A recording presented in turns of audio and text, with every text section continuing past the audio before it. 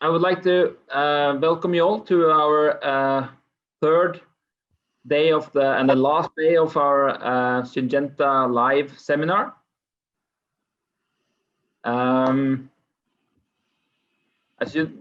Some of you know me, some of you don't, but I'm Lars Tveter, so I'm the business manager for Syngenta in the Nordics.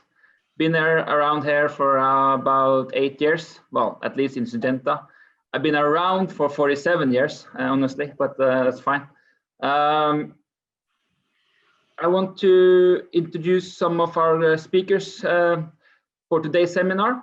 So today we have Kathleen Dodson, which is our Global Technical Manager in Turf. And then we have a guest speaker, Torbjörn Pettersson from Sweden.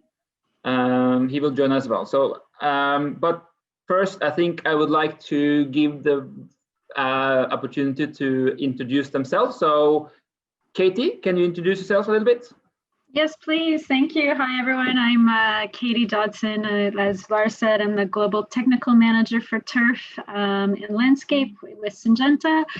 And I come from Canada, and I'm part of the fourth generation of my family are all golf course superintendents. And I worked in a greens crew on 5 different golf courses, with my last position being an assistant golf course superintendent up in Whitehorse in the Yukon, which is in the Northern Territories of Canada. So it's, our claim to fame is it's the most northerly golf course in Canada with creeping bank putting greens. And so from there, I did graduate studies. And then before I worked for Syngenta, I was working at the Prairie Turfgrass Research Center as the senior scientist there. And a lot of my focus was on cold injury and tarping systems. So I'm going to present some of my learnings from both when I worked in the industry and then what I've learned doing research on tarps and winter injury in general. Thanks, Katie. I think I'll just have a quick explanation of a word, tarps, because that will be used, I think, for pretty many times today. For us in the Nordics, we call them covers, so winter covers. In Canada, I know you in Canada, and Katie, you also call them as tarps. So I think that's, sorry, go ahead. Yeah, we say covers as well, but I know I lean towards using the word tarp, but I do have both words in the presentation. So yes, very good, very good. Yeah, just to clear that one. So fine, thank you, Katie. And then Tobbe, would you like to say a little bit about yourself? Yeah, I'm worked at Sala Golf Club in Sweden since 1996, and we have covered the greens since the first time we covered all 18 holes course was 1998. So it's over 20 years of experience. So we have done the hard way with straw, and now we do the easy way with just plast and some impermeable coverage. And we have cooperated with Håkan Eriksson for several years. So it's lots that we make it work is because of Håkan. That's helped us also, and he have contact with Canada. That's why we start, and we used to have much of winter kill, but nowadays we have good results of the covering of the greens. So, thanks, Tobbe. Thank you very much. Okay, before we start, I would like to inform you that in Zoom here, you guys who are on Zoom, there are a chat function in your display where you can ask questions. So we will have a Q&A session the last 15 minutes after they have presented. And if you have questions during the presentation, please put them in the chat function on Zoom. And also you can put them in the in the comment field on Facebook Live as well. So we will capture the questions and we'll bring them forward in the Q&A session. All right. Thank you very much. I think that then it's just to give the word over to Katie. So please go ahead, Katie. All right, well, thank you. Thanks again for inviting me to do this today. It's really great to get to speak with people about some of my research that I've done. And with this new situation with the COVID-19, I haven't been able to interact with a lot of course managers, which is my favorite thing to do and how I learn as I work here. So thank you so much to everyone for attending, and I look forward to our conversation today. There we go. So I'm going to talk about the use of covers for overwinter survival. And those are just a couple of pictures of where I've done some of my research in Canada, both in the Rocky Mountains and then at my research station in the high prairies of Alberta. So one of the things I just wanted to start with is sort of to define what cold tolerance is and talk about winter injury and the factors that lead to winter injury. And so to start that, what is cold tolerance? So in general, we say cold tolerance is a measure of how well turf survives low temperatures, so over the winter. And that's really dependent on a number of factors. So the first factor is your species, and it can even be your cultivar, as we have new genetics coming in these different lines. Some of them are being bred for improved cold tolerance. But the general rule of thumb is that creeping bentgrass is your most cold tolerant cool season turf, followed by Kentucky bluegrass, then followed by annual bluegrass, tall fescue, fine fescue, and perennial ryegrass. Now, I know there are some more newer cultivars of perennial ryegrass that are being bred in Norway specifically that do have improved cold tolerance, but a lot of the data in the literature shows that perennial ryegrass still is quite susceptible to winter injury. So the next factor is your season. So that acclimation period in the fall when the plant is getting prepared for winter, and then again in the spring during that de-acclimation period when we're coming out of winter. Those have really strong factors on will our turf survive the exposure to cold temperatures. Also, another factor is the physiological state of your plant, so the health of your turf going into winter. So quite often on golf courses, you'll see where you have shade and shadow from trees.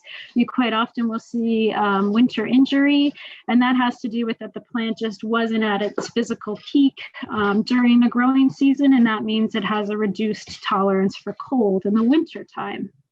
And then you have your other things like your environmental conditions, so your microclimates. So different parts of your golf course will have different sun exposures and different temperature exposures and amounts of snow that will accumulate. Your moisture availability to your plant during the acclimation period is important, and your growth potential during the growing season, because the healthier your plant is going into winter, the healthier and more likely it will survive and regrow in the spring. So there's sort of 5 primary causes for winter injury. First one is direct exposure to extremely cold temperatures. That's typically called low temperature kill.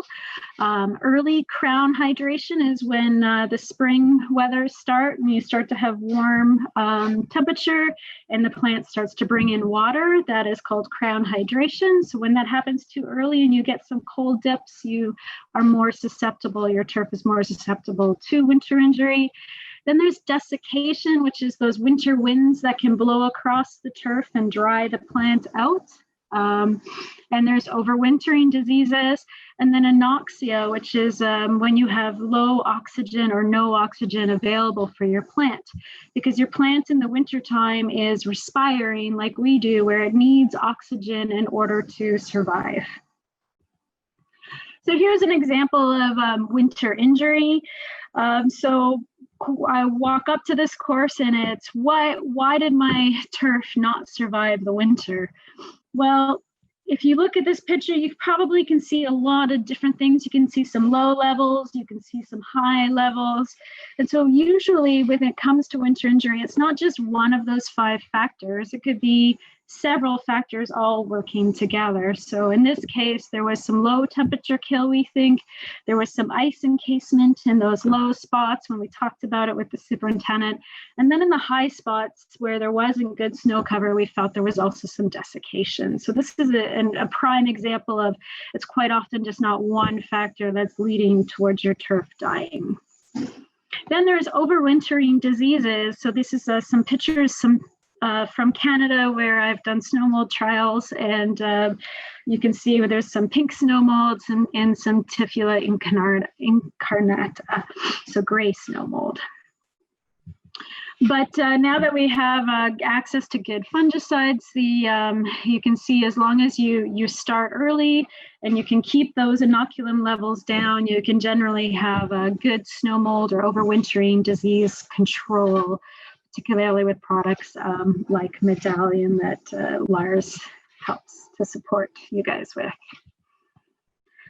Here's an example of ice encasement. So this is where we have complete ice that has sealed, and so there is no gas exchange going on underneath this ice. And then the general rule of thumb is that Poa annua can survive under ice for about 60 days.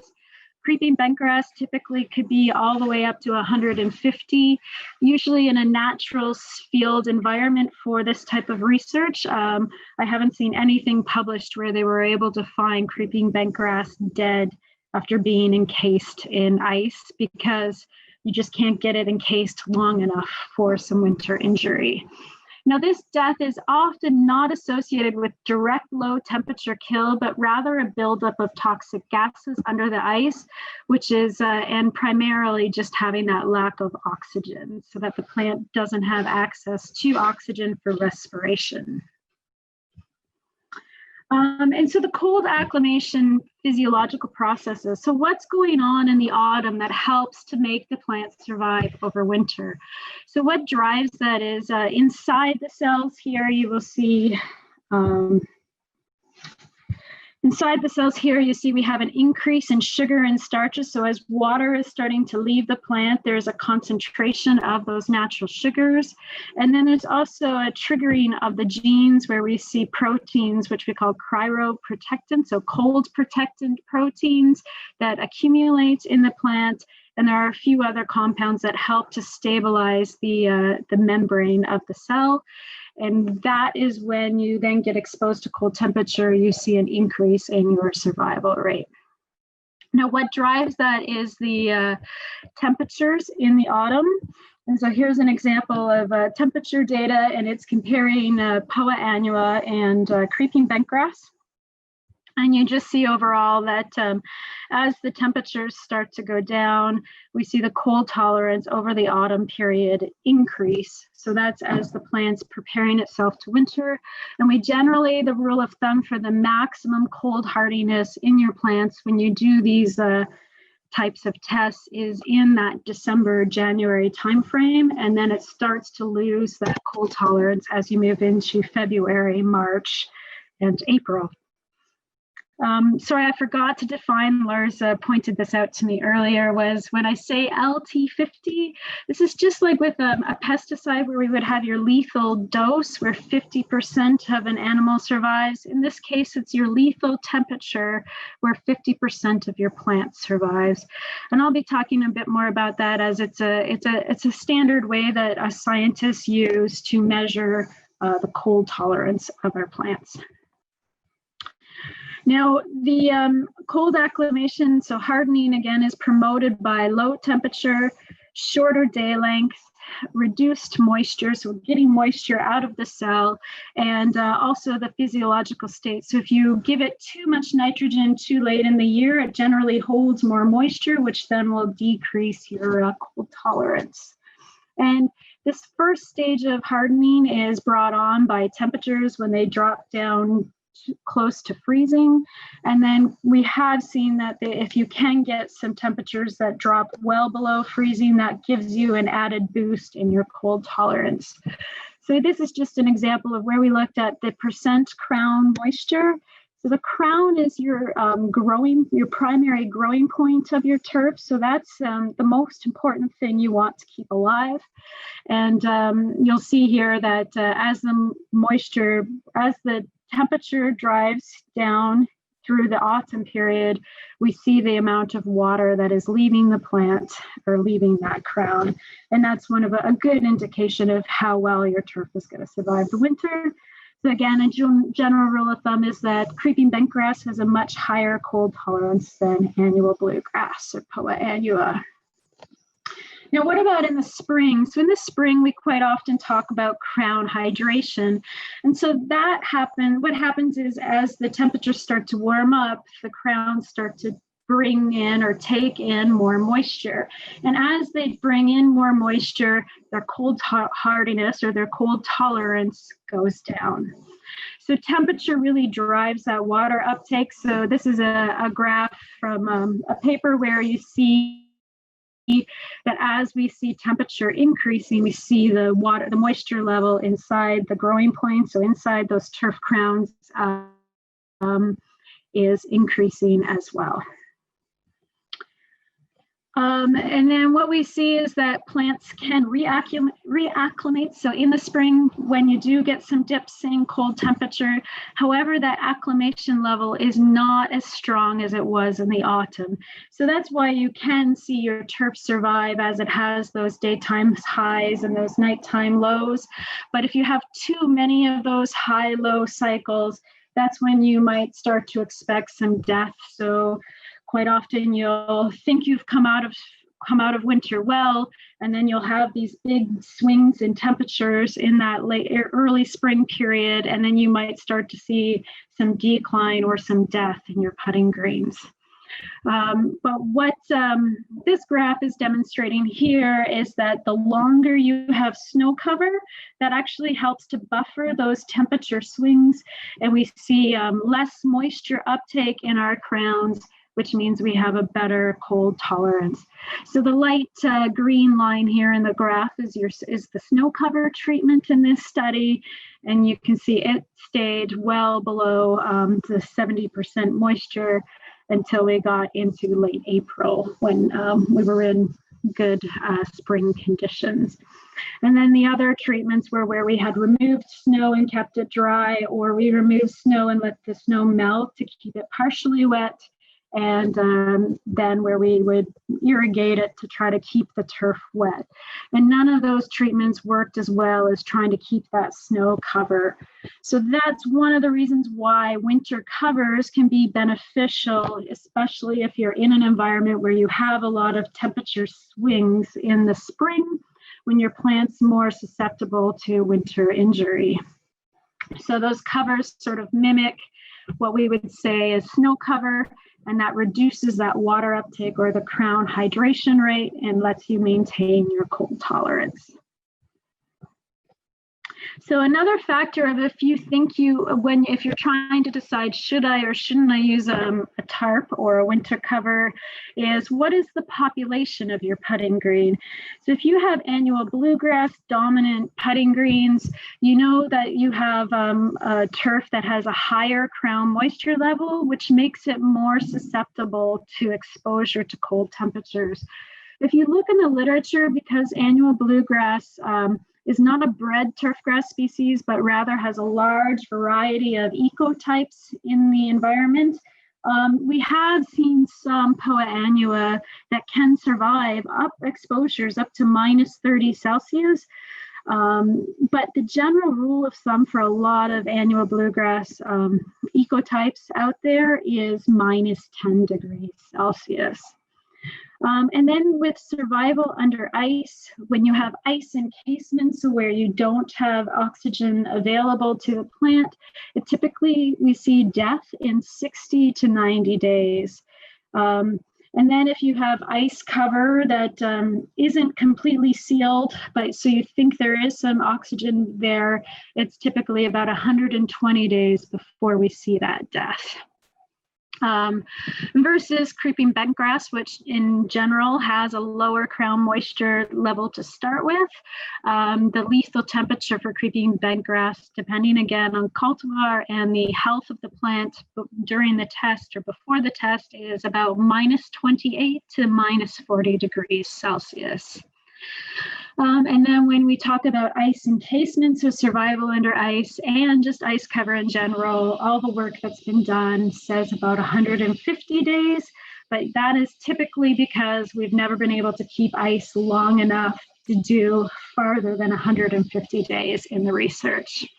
However, creeping bentgrass is susceptible to desiccation. So if you don't have reliable snow cover during the winter and you have winds that may blow it off, it might be a good reason to put a winter cover down to help protect your turf if you have noticed desiccation injury on your greens. So preventing injury with winter covers, and so what are some of those benefits? So typically a cover or a tarp acts as an insulating layer and an impermeable layer. So what that does is it prevents that wind desiccation, and it can aid in the recovery of your turf in the spring. So you have warm turf in the spring. This is a picture I took of a golf course where I was doing some snow mold trials just after they had removed their tarps. And you can see coming out of winter, the grass was already green and ready to grow. So again, the tarps insulate from cold and warm temperature fluctuations, so those temperature swings.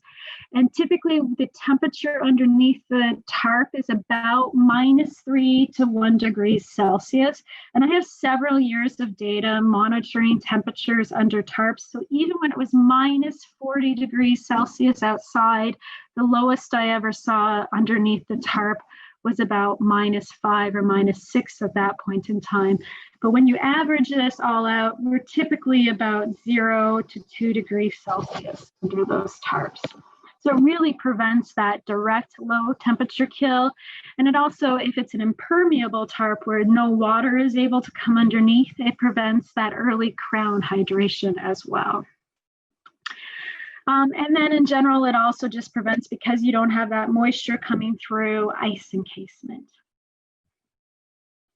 So what are some of the types of tarps that I have seen in the industry or I have used in the industry is, the first one is permeable covers or permeable tarp. These are typically woven plastics that allow free air flow, and it also allows moisture to move through the tarp and into the turf canopy. So it's more for preventing desiccation rather than buffering the temperature swings that you would see. But they are quite useful for improving spring green up. So it does help to keep the turf a little warmer and get it growing faster in the spring, but it does not prevent ice encasement or early crown hydration.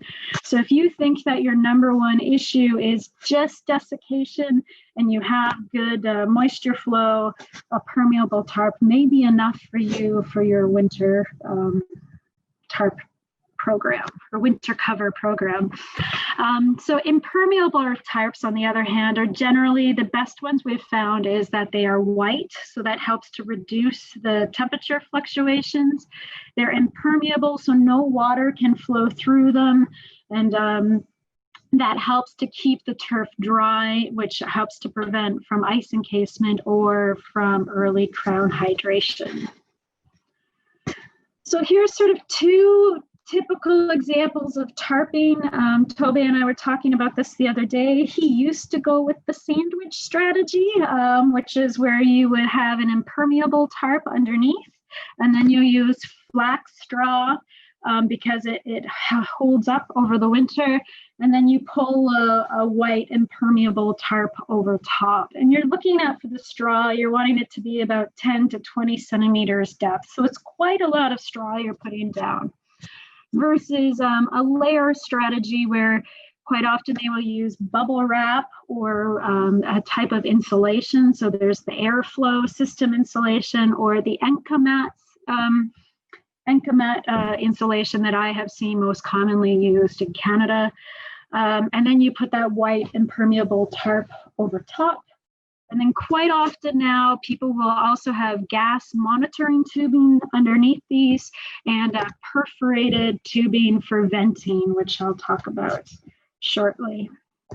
So here's, again, some more pictures from the sandwich method, talking about sort of the depths of what you're trying to get. Some of the negatives with the net sandwich method is that it is very labor intensive, and it's trying to find a place for your straw disposal. So this, before some of the course managers were able to burn the straw, so it wasn't as much of an issue, but now that there's more regulations, you really need to have a compost place to compost the straw, or a place to, or a disposal service where you can pile it up and have it taken away from your golf course.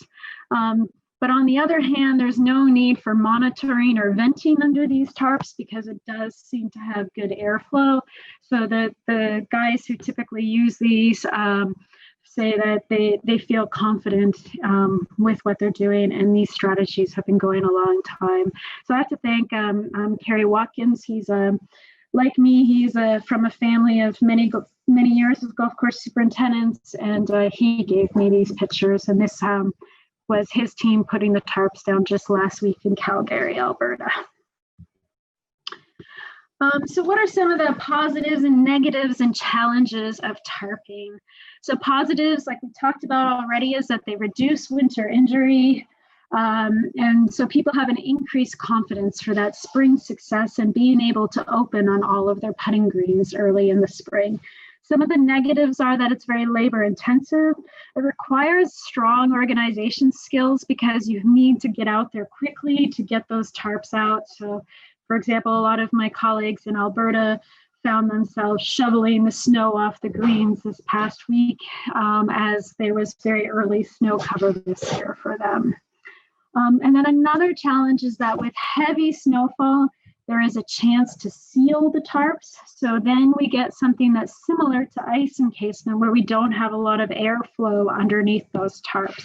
And I'm going to talk a bit more about that in a second. And then lastly here, something we've seen with the bubble wrap is what we're calling respiration ice.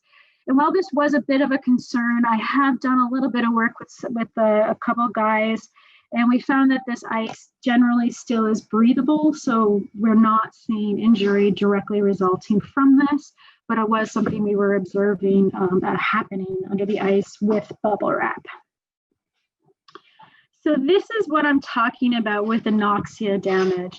So this was a tarp with an impermeable tarping system, and he pulled his tarps off in the spring, and he found that the first 3 meters in, the turf was survived, but then we had a lot of death. And this was, we realized, was due to anoxia. And this was just before 2010. So that year we had a very warm autumn, and the tarps went out while the grass was still not completely acclimated, but they had to because there was an early snowfall. So how do we prevent these anoxic conditions? So this is the collapsible tubing I was talking about that now is standard practice under these tarps. And then this is aquarium type tubing for people who like to monitor the gases under the tarp. And then what people would do is they attach backpack blowers to these tiles, and then they inflate for about 20 minutes to get some fresh air. So they call it a reset of the gas underneath the tarps. And then a lot of people were using these meters to monitor what the oxygen and carbon dioxide levels were under their tarps. So some of the problems with this current practice is that ventilation is very resource intensive. So you have to have backpack blowers, you have to have staff, you have to be able to get out, and you have to be able to vent underneath them. And so there were many different strategies going on while I was working in Alberta. Some people were venting 3 times a week, others were doing it 2 times a month, and others were doing it sort of when they felt like there was a lot of heavy snow on the tarps, they might go out and vent. So we just sort of was making a recommendation of it was best to maybe, if you are monitoring, to do it at 8% oxygen. So I did this study that's been published where we were trying to define what is the actual time you need to do this. And so we looked at 3 different gas treatments, so anoxic with no oxygen, hypoxic, which was low oxygen, and then we were measuring those lethal temperature, those LT50s under the tarp. So what we did was we took cold acclimated cup cutters of turf, we put them into jars, and we charged them with these different gases, and then we kept them in a growth chamber at 1 degree Celsius and a ½ degree Celsius, and we then sampled them at different timings, so 15 days, 30 days, 45 days, and 60 days of exposure. And then we would take them out, put them into test tubes and expose them to cold temperatures. And then we let them grow out to determine that LT50, that lethal temperature. And what we found was a little bit surprising. The hypoxic treatment had a very similar LT50 levels as the full air treatment. And so but whereas where there was no oxygen available, we had mushy, not dead turf quite quickly. So even at 15 days of being in the jars. So what our recommendations are is that annual bluegrass exposed to anoxic conditions lose that cold tolerance in as little as 15 days. So if you are monitoring underneath your tarps, you should ventilate as soon as you see those anoxic conditions, but to be safe, I like to recommend that at 5%, we know your cold tolerance isn't affected, but it's a safe buffer because you do have to get out to all 19 or 20 greens that you have and vent underneath them. So some other factors to consider is that if you vent too often, I have seen where you actually cause desiccation from the venting process. And then if you are putting your tarps down while the soil temperatures are warm, you will have more microbe respiration and turf respiration going on, which will use up your available oxygen faster, and that's quite strongly correlated to organic matter levels. So this is just some results from another study where I was looking at the level of organic matter in a putting green and how quickly it would use up the oxygen. So I had 5 different green types constructions. I had a soil, so a push-up green. I had 2 greens that were originally push-ups that had 10 centimeters of sand, so sand capped. And then I had a pure USGA sand green and an older USGA sand green on the actual golf course versus my research green. In general, what we found was that the more organic matter you had in the putting green, the faster you used up your oxygen. So within 50 days, we had no oxygen left in our push-up green trial. So overall, what we see is that organic matter is negatively correlated to oxygen, which means you use up your oxygen faster, and vice versa with carbon dioxide. And that the higher the organic matter content of your green, that means the faster you're going to get to those anoxic conditions. So you may need to vent under your tarps more often.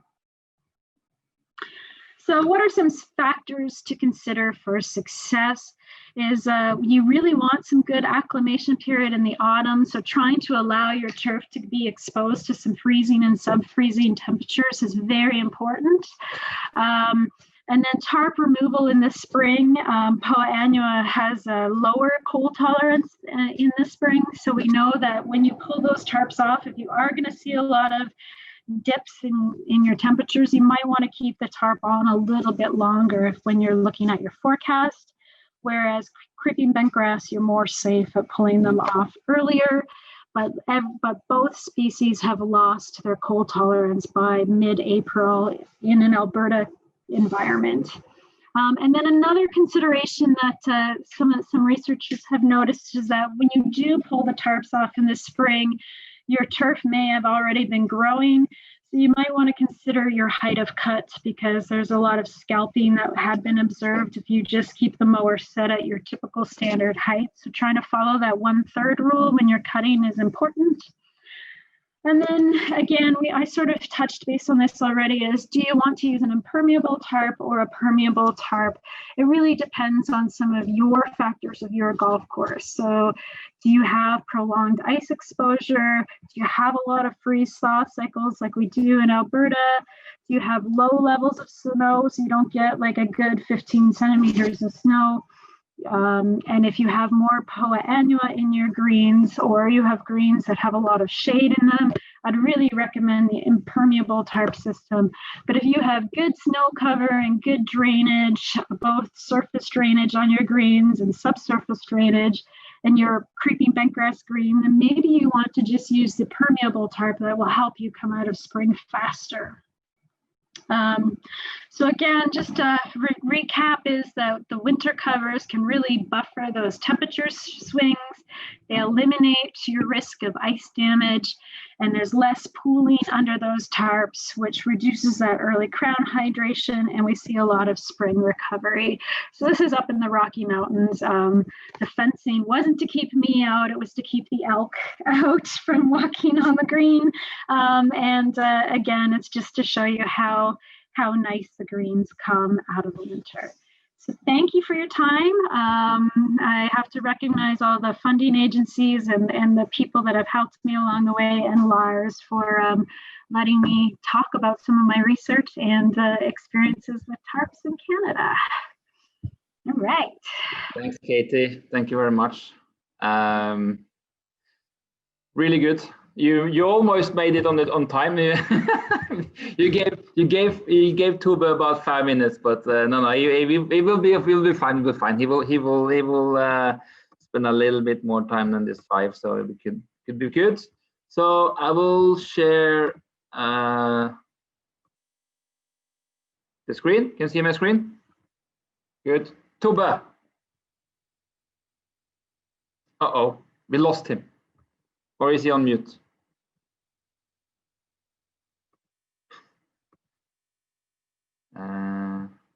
Now I'm back. Yeah, he's back. Was a bit worried there for a while. Yeah, I'm just sharing the last slides for your. Okay. Yeah. For your presentation. So I think. Let me see now. This is on full screen? You can see my screen, yeah? Yeah. Good. Okay, thank you. So Tuba, will you just go ahead with your presentation?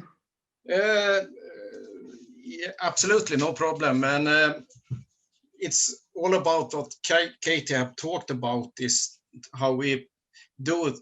Why we tarp the greens is to protect from the temperature and desiccation and fungus and water and ice. And for us, it's no problem because we are a quite poor club, but we have a lot of volunteer who's helping us with covering the greens. It's all retired guys. I send a text SMS to them, and they arrive in the morning. As you can see on this picture, is coming nearly 30 of older guys and cover. So we used to cover 30 greens, and it only takes 4 or 5 hours, something like that.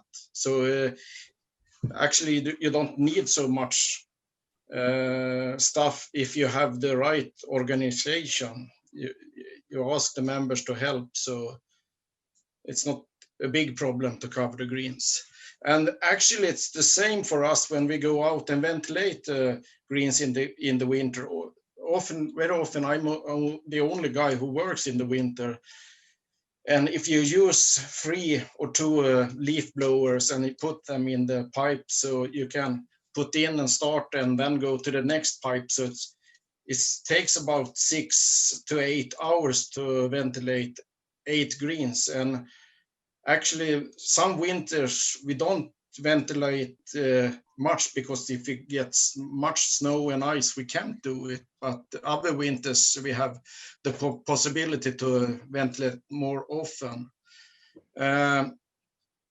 So this is how we do.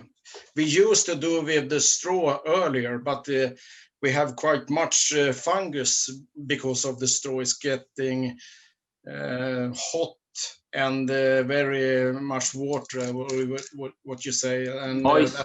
yeah, moist, so it gets snow molds and things. But now when we only use the permeable cover and then the impermeable cover over that, it's nearly zero fungus. With that, we get a dry environment under the plast actually.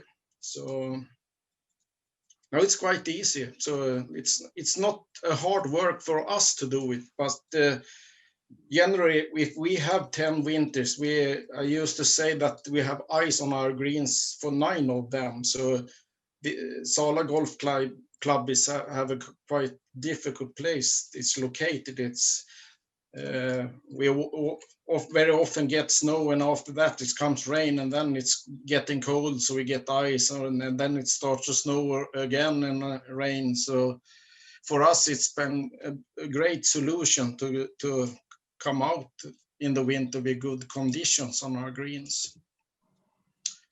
You let me know when you want me to change light. Yeah. Change? Yeah, now it's the leaf blower. Yeah. Yeah, okay. Yeah. And these pictures is actually from January, as you can see on the foreground. It's what you call snow and water, and then it's slush. Slush. Yeah, and if we haven't the plast on the greens, we should have ice on them. But actually, if we can go out and ventilate the greens, and then it's getting colder, and we get ice on the greens, I already know that the greens gonna be good when the spring is coming, when we get air under the plastic in January. So this is a quite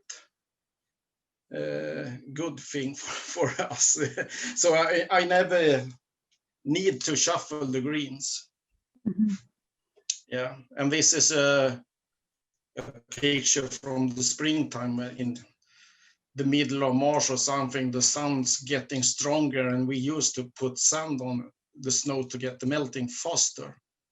So I think it comes on the next slide also.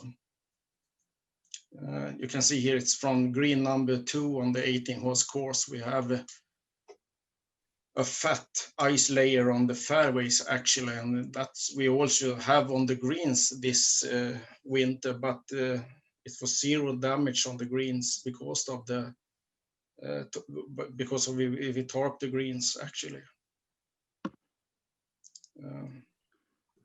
So this is also a picture from green number 3, and you have 17 in the background, and it's about why we covering the greens from the beginning. It was the meaning that it was not meant that the course will open earlier in the springtime, but it will be in better conditions. But practically it has been like we can open the course earlier, and I will say a couple of weeks earlier than before, and that means that we get much green-free players, so we get a good economy because of we tarp the greens. It's better quality, more players and more guests, so the restaurant and the pro shop and everybody feel happy when the golf course is good.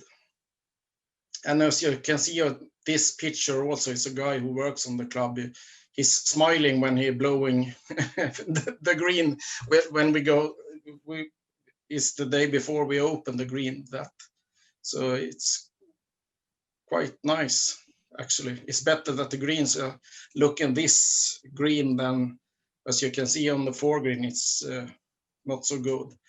And this is a picture from the same year as the picture before, but and I asked what's the difference of this. The greens are located the same direction to the sun, and it's windy, and so it's no problem. But I ordered new plast for the green, but they come 2 weeks later. So this season we haven't tarped this green, and you can see the deep difference of the greens to with tarping and not tarping. So it's worth the work. Absolutely. I would prefer this one. Yeah, it's much better. So if the greens are good, we are good. We feel good, exactly. And we're not stressed. That's just, and here is how it was a couple of years ago when we have the perfect conditions before covering the greens. It used to be like you follow the forecast every day, and then you see in Thursday it's going to be snow, so we have to cover the greens on Wednesday. So I send message to members, but this year the greens were frozen. It was frozen ground, and we get plenty of time to cover the greens, so we do it by ourselves, the stuff. And as you can see, we did 30 greens, and it takes about 2 days to do that, and we were 3 workers on that. And so it's, if you do it the right way and you get the good routines to do it, it's not take so long time also. But the best is if you can be 4 people to do it, so you get a corner, each corner for the plaster and put it on. I think I think probably this one is probably what a lot of guys are unsure about, is really how much time it takes and the time consuming it is really to do this. And I think it's important to highlight actually, and as you say 30 greens, and you do 30 greens in 2 days if you have 3 workers then, or 4 then. It's not that bad. No, absolutely not. And as I said, it's better to do 2 days of hard work in the autumn than do 3 weeks of hard work in the spring to get grass of the greens. Exactly. Together. No, but it's I think that's a really good point. So, yeah, thanks. Absolutely. And this is about the fact of how it can be by tarping the green, is that the members are, it's not happy if the greens are bad, but we have happy members actually. And if we get the greens looks like this in the spring times, it's not, we are not stressed, we are feeling good and everything and happy. And you get if the greens are bad, you get a bad reputation, and you get a bad reputation fast, but it can last for long. And it's the same with the reputation. If you have good greens in the spring times and your neighbor clubs has bad greens, it's the reputations goes fast, so we get much green fee players also. So, and as I say, it's good for a restaurant and a pro shop and everybody.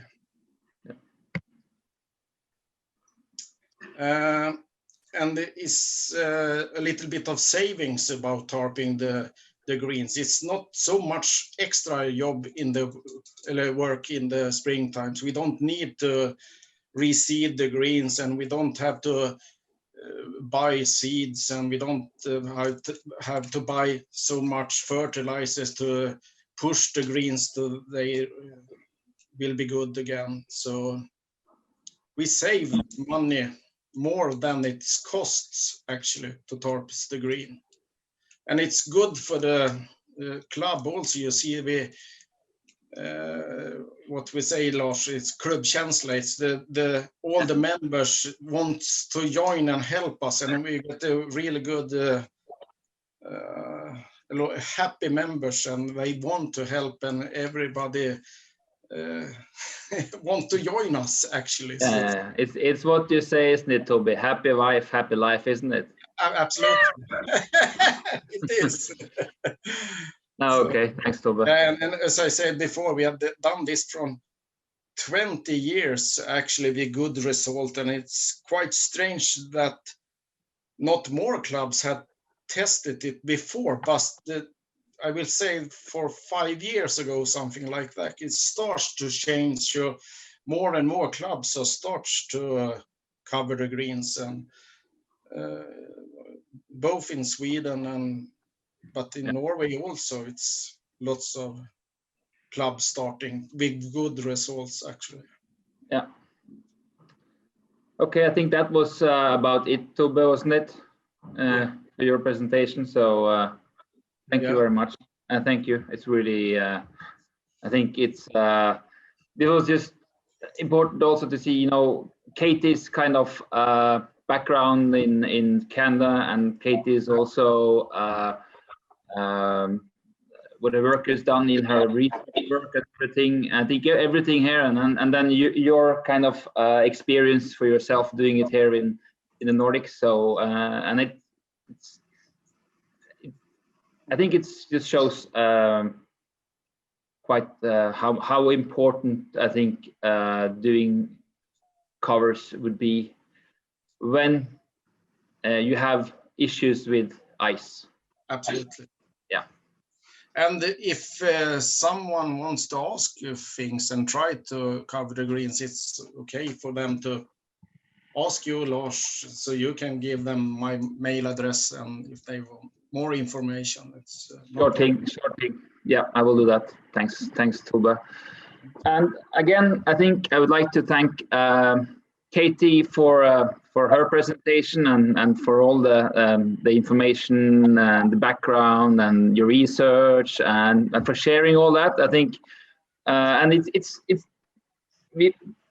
I think us in the Nordics, we quite a lot try to look to Canada and look to what all the work is done in Canada. And I think, again, it shows it's quite similar to us. And it's really important to share all this experience and share the research which is done there and here, of course, as Tobbe says, and all he's done. So I think it's fantastic work. Thank you, both of you, for helping out and for sharing your experience and sharing all your hard work as well. Now we have some opportunity for some Q&As. So if you have questions, there is some questions, I think. Hello. But yeah, like Tobbe said, if there are questions, I'm happy to help and answer if there's anything I can do. Yeah. Let me see. I'll just something. I need to stop share for a while, and then I will see if I can find the questions again. Sorry about that. Let me see now. There is, and then. So we have. It's. Do you know approximately? Okay, I'm not sure here now. Let's see. Okay, question for Katie. If we manage to increase the Brix levels in the plant, would that mean it increases the cold tolerance? And I've never, I haven't tested Brix, but I would, with respect to cold tolerance, but I have done a lot of sugar analysis inside the plant. And yes, the general rule of thumb is that the higher your sugar content is, the more cold tolerance your plants will be. We're just looking at what I was looking at was with a GCMS, where we were looking at what types of sugars and carbohydrates are most important. But in general, we still haven't pinned that down to which sugars are the best ones for cold tolerance. So if you used Brix, it's just an overall general sugar content. So I would guess that yes, it could be a way, and it would be interesting to see if you do collect the data, what your experience is with it, because it'd be definitely interesting to track.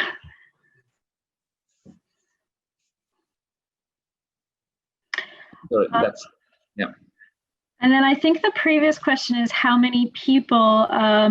So I know Tobe said he was able to do it with 3. When I was up in the Yukon, there was usually just myself as the assistant, the super, the mechanic, and then we would bring in the golf pro, and the 4 of us were able to do it as well.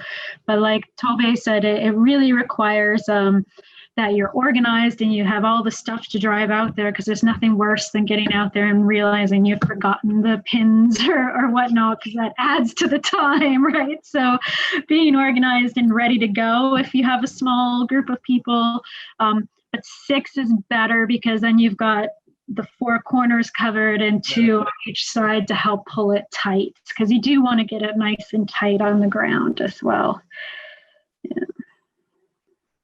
Any more questions around? Not sure, not yet. Not sure if there are anyone. There's no questions on Facebook right now, but now there is one question. Okay, so what is the disease pressure under the covers from Saila in Finland? Ask your questions. So as the temperature data showed, we are keeping it in the perfect temperature zone for disease to develop, which is why you need to have a good fungicide program. But I've never really measured if I didn't use a fungicide, because I wouldn't risk it. I've always put my greens to bed with a good fungicide application before I put my tarps down. But like you said, Tobe, that you saw an increase in disease because the straw maybe brought in some more inoculum and the temperature as well. You think more moisture with it as well. Okay, and then thanks for that. I think also again, I think it's a little bit about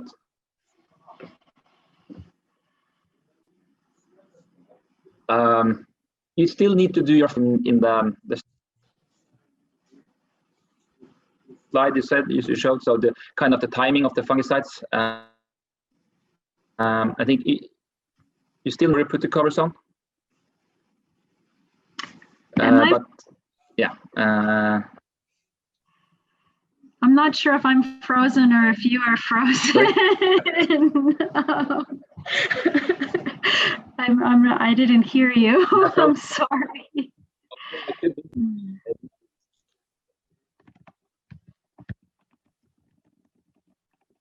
Can you hear me now? Yeah. Uh-oh. No. No, I think it's Lars that's frozen. Yes. Okay. Bad connection. Yes. Oh no, I thought I was worried it was me. I was gonna go yell at my kids to get off the internet. Now? Can you now? Yes, Yeah, Lars, yes. you're back. Yes, you're back. Okay. No, you're. Okay, I think it was close. Sorry about that. Don't worry. For that. But I have a question. Thank you for. I have a question. I have a question from Håkan. Is everyone using insulating material in Canada? Yes, for the most part they are. I did have to, one year I did have to put a tarp on with no insulation because it had been snowing so heavily and we just wanted to get the tarp on. We did survive the winter without the insulation, but the insulation really does help to buffer that temperature as well, and just to give you that added gas exchange potential, just to avoid any buildup or lack of oxygen to the turf. Thank you. Thank you. Any more questions around? I'm not frozen now, am I? No? Yeah. No, you're back. You're back. Oh, you just froze it.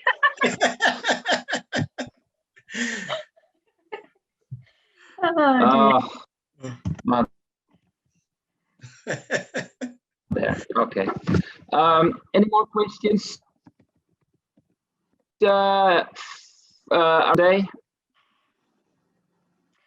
So there was a question on would Yes, there are. the ventilation help with the disease pressure. In that JAR study where I was looking at the different organic matter levels, we actually saw when it was the 5% oxygen treatment, there was a little bit less disease pressure. So maybe letting it get down a little bit actually is good, because the fungus, like all the microorganisms and the plants, need the oxygen. So maybe when it was a little lower, there was a little bit less. But in general, I'm not sure if ventilating would help reduce disease pressure or not. It may help get some of the moisture out, but I've never measured moisture levels in venting, so I'm not super confident on answering that.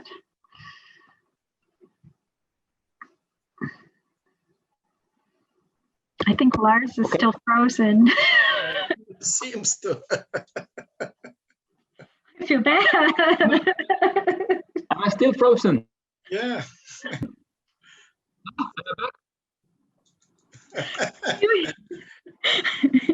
Oh, Marcella says you need to use a cover, Lars.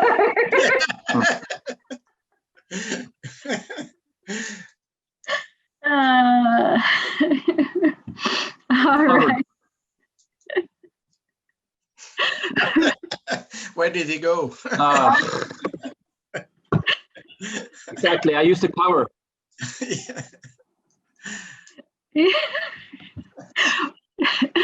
Thank you again, Lars, for this opportunity. I really appreciate it. And it was really great to present with you, Tobe, and so nice to meet you via Zoom. And I hope one day I can potentially come visit you in Sweden, and we can talk about how Canadian hockey players are much better than Swedish hockey players.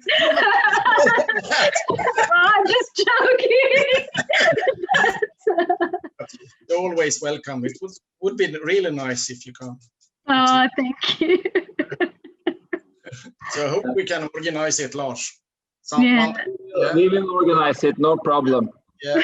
We'll organize, because I'm back, am I? Yeah. Yes. You're back. Thank you. Because I don't know when I'm frozen. Lars, how good is Norway in hockey, actually? Have you any good hockey players? We don't talk about hockey. We talk about cross-country skiing. That's what we talk about, isn't it? Yeah. Yeah. No, I'll just talk about something else. I think I will just, there's no more questions coming in. I think we'll just round off here. So again, thank you so much for both of you for helping out, doing your presentations. Really, really good. Thank you again. And thank all of you for watching on Zoom, listening and watching on Zoom, and also for you guys on Facebook Live. Thank you very much. Hope you got something out of this, and hope you will join again the next time. I haven't planned the next time, but we will do more webinars, definitely. That will come. But in the meantime, to be able to see all the Syngenta Nordic Live webinars we have done, you will find them on Syngenta Nordics YouTube channel. So please subscribe to that one. There will be more content there in the future, so please do that. Also, our social media channel like Facebook, Instagram as well. So Syngenta Nordics, please like, join, whatever, and then you will receive a lot of information there as well. So hopefully that's appreciated for you as well. So thank you very much again, and let's catch up next time, Tobbe, and looking forward to see all of you again when I again can travel to Sweden, okay, and Finland and Denmark and everyone else. Thank you. Thank you, guys. Cheers. Bye-bye. Bye.